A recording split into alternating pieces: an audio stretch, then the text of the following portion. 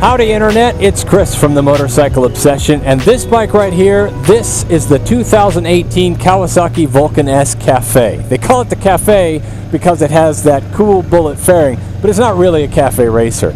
With its feet forward riding position, it's definitely more of a cruiser, but in being driven by the same sporty 649cc parallel twin engine found in the Ninja 650, it's not really a cruiser as you know it. So we'll just have to call it a cool, fun bike, though I'll admit that's not the opinion I started out with. You know, I have a personal moto philosophy that on a good day when the sun is shining, there is no such thing as a bad motorcycle. But I will admit that when I first jumped on the Vulcan S Cafe, that philosophy was challenged. Now I'm going to be a jerk, and I'm going to tell you that if you want to find out why I felt that way, you're going to have to head to themotorcycleobsession.com to read my article. You'll find a link to it in the description below. But suffice to say, I did eventually figure out this bike's happy place. And that's right here, cruising around in an urban environment. Sure, as far as fit and finish and horsepower and reliability and all of that, as far as those are concerned, you could tour Europe on this thing, but it's most enjoyable on short, relaxed trips where you keep speed below 50 miles an hour. The old dudes would call this a bar hopper, but I don't really want to condone drinking and riding, so let's call it a parlor prowler, right? This is a great bike for riding from ice cream parlor to ice cream parlor. However, even there it's not perfect. Okay, so let's imagine you've ridden to your favorite ice cream parlor and you've met a young lady or young man, depending on your preference, with whom you'd like to spend a little bit more time. Because you care, you're going to adjust that rear suspension, the preload, which you can do on the Kawasaki Vulcan S. It comes with a great toolkit, but getting at that toolkit is a major pain in the ass. I'm going to show you right now. Don't lose that. Don't lose that either. Or this. There we go. Finally got it.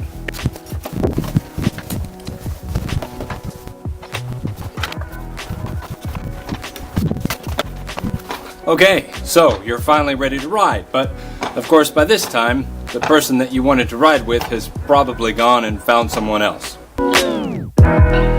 Okay, let's stop being critical of this bike and talk about some good stuff. First of all, you get a lot of bike for your money. The fit and finish is surprisingly good for the price. You've got rich paint, robust hardware, and all of it built to last.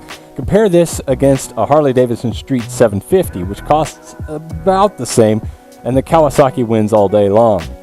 ABS is standard, of course, as are the aforementioned passenger accommodation and preload adjustable rear shock. The engine produces roughly 60 horsepower, which is more than you'll get from a Triumph Street Twin. The Vulcan S Cafe has a wet weight of 231 kilograms. That's a little over 500 pounds for those of you playing along in America land, which does mean it is a porky mother hugger for a bike that's ostensibly aimed at new and returning riders. But I'll be honest that I haven't really noticed. The handling is light and reliable, and there's enough lean angle that you're never going to scrape a peg in a city situation. Sure, take it out onto a fast, twisty road, and yeah, you will definitely tap down bits of the bike when riding enthusiastically, but that's really not what this bike is for. The best thing about this bike is when you ride around on it, you just kind of feel cool. Not cool in a Harley or an Indian way or a Bonneville or R9T way, but just cool. I think what makes it cool is the fact it's unique. There's not really any other bike like it. It's not a cafe racer, it's not a cruiser, it's not a modern classic, it's just a cool, fun bike.